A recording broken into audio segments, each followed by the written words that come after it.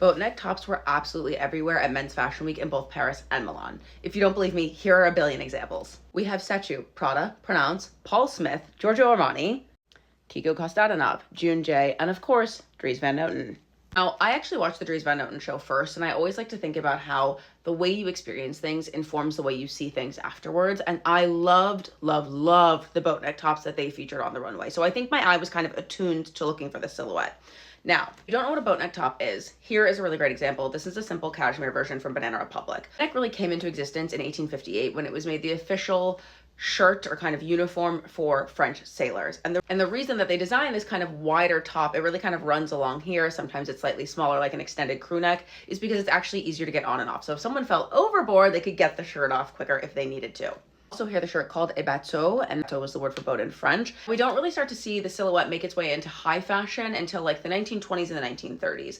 Mostly through Coco Chanel, that's kind of how it's best known, but also through another designer, most likely Jenny Sacerdote, who was a French designer and is much less well known than Coco Chanel. After that, in 1961, of course, you have the little black dress designed by Givenchy for Audrey Hepburn in Breakfast at Tiffany's. And that is, of course, one of the reasons that so many people are now familiar with that kind of neckline. Something a lot of people probably don't know is the boat neck is also a very popular shape or neckline when it comes to leotards and dancewear. I wore boat neck leotards all the time when I was a dancer because I really liked how it elongated the neckline and made me look kind of like broad and expansive here. So you can tell I'm a huge boat neck fan, which is especially why I loved kind of the structured boat neck tops that they did at Dries Van Noten. So today we're going to style the boat neck top that I have in my collection. We're doing one of my favorite little edgy looks, and that is shorts for the office. So I'm going to pair it with these little linen shorts that I have. Now we're going to add this Hermes Chandon belt. We're staying very nautical themed. If you don't know what Chandon means, it actually means anchor chain. That actually is why you have this kind of shaped buckle on all of these Chandon belts, jewelry, etc. at Hermes. We're going to do these very simple studs. You'll see why. They're actually going to get covered up later.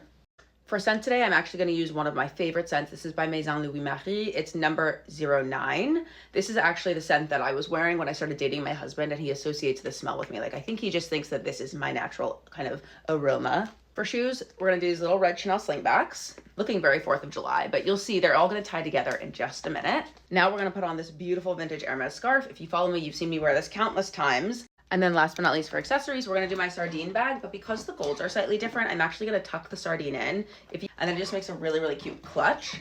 And then last but not least, a pair of sunnies. So this is, of course, very different than the way you would have seen it on the menswear runways, but this is my take on the boat neck. Little trend that I'm sensing for next season. I think it's classic, elegant, sophisticated, and really perfect for like so many occasions on a spring summer day. Okay, bye.